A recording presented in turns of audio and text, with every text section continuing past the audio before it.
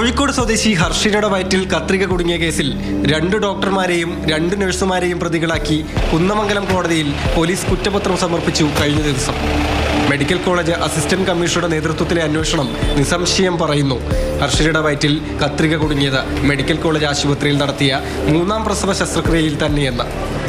ശസ്ത്രക്രിയ നടത്തിയ ഡോക്ടർമാരായ CK Rameshan, M Shahana, നഴ്സുമാരായ M Rahana, CK Manju എന്നിവരെയാണ് പോലീസ് പ്രതി ചേർത്തത്. ജില്ലാ മെഡിക്കൽ ബോർഡിന്റെ തീരുമാനം പോലും മറികടന്നാണ് പോലീസ് അന്വേഷണം പൂർത്തിയാക്കിയത്.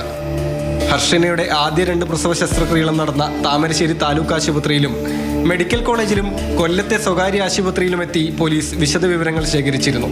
കത്രിക കുടുങ്ങിയത് കോഴിക്കോട് മെഡിക്കൽ കോളേജിൽ നിന്നാണെന്ന് ജൂലൈ 22-ന് മെഡിക്കൽ ബോർഡിന് പോലീസ് റിപ്പോർട്ട് നൽകി. എന്നാൽ പബ്ലിക് പ്രോസിക്യൂട്ടറുടെയും അന്വേഷണ ഉദ്യോഗസ്ഥന്റെയും വിയോജനക്കുറിപ്പോടെ മെഡിക്കൽ ബോർഡ് പോലീസ് റിപ്പോർട്ട് തള്ളി. അപ്പോൾ നമുക്ക് ആരോഗ്യവകുപ്പിൻ്റെ ഭാഗത്തു നിന്നുള്ള എല്ലാ അന്വേഷണങ്ങളും ഒന്നുപോലും നമുക്ക് അനുകൂലമായിട്ട് വന്നിട്ടില്ല. അവർക്ക് ക്ലിയറായി മനസ്സിലായ കാര്യം അവർ എവിടുന്ന് സംഭവിച്ചു, എങ്ങനെ സംഭവിച്ചു എന്നുള്ളതിൽ ഒരു വ്യക്തതയും വരുത്താതെ ഇത് വ്യക്തതയില്ല എന്നാണ് തള്ളിക്കളഞ്ഞ 3 അന്വേഷണങ്ങൾ നടത്തിയിട്ട് അതിനുശേഷമാണ് നമ്മൾ പോലീസിന് പരാതി കൊടുക്കുന്നതും അവർ അന്വേഷണം ആരംഭിക്കുന്നതും. നിയമോപദേശത്തിന്റെ അടിസ്ഥാനത്തിലായിരുന്നു പിന്നീട് പോലീസിന്റെ തുടർ നടപടികൾ. പ്രതികളെ പ്രോസിക്യൂട്ട് ചെയ്യാൻ പോലീസ് സർക്കാർ അനുമതി തേടി.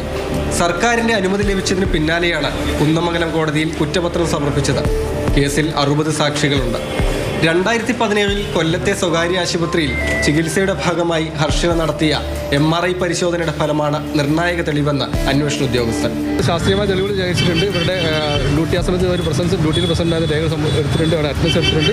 മറ്റുള്ള എല്ലാ സയന്റിഫിക് രേഖകളും കണ്ടെത്തിയ അടിസ്ഥാനത്തിലാണ് കുറ്റപത്രം സമർപ്പിച്ചത്. MRI റിപ്പോർട്ടാണ് ഇതിനകത്ത് നിർണായകമായത്. കാരണം ഇതിനകത്ത് നമ്മളെ ഈ മെഡിക്കൽ ബോർഡ് നമ്മൾ റിപ്പോർട്ട് കൊടുത്തപ്പോഴും അതിനകത്ത് അവർ പറഞ്ഞത് നെഗ്ലിജൻസ്, ഡോക്ടർമാരുടെ ഭാഗത്ത് നെഗ്ലിജൻസ് ഉണ്ടായിട്ടുണ്ട്. പക്ഷേ അത് എവിടെ നിന്നാണ് കണ്ടെത്താൻ പറ്റില്ല എന്നാണ് അവർ പറഞ്ഞത്. പക്ഷേ നമ്മുടെ ഫൈൻഡിങ്സിലാണ് നമുക്ക് ഈ MRI തെളിവ് വെച്ചാണ്. പോലീസ് അന്വേഷണത്തിൽ പൂർണ്ണ തൃപ്തയാണ് ഹർഷിന. നീതിയിലേക്ക് ഒരു പടി കൂടി അടുത്തു.